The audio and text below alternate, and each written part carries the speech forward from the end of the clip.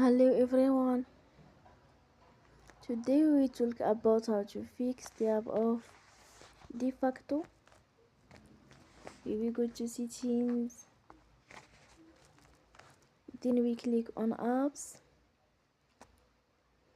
After that we search the app DeFacto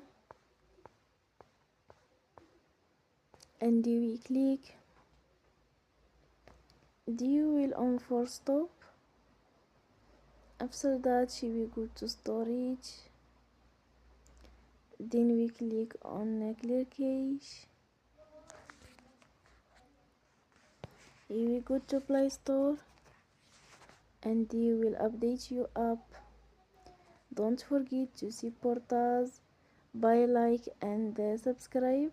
See you next time and thank you for watching.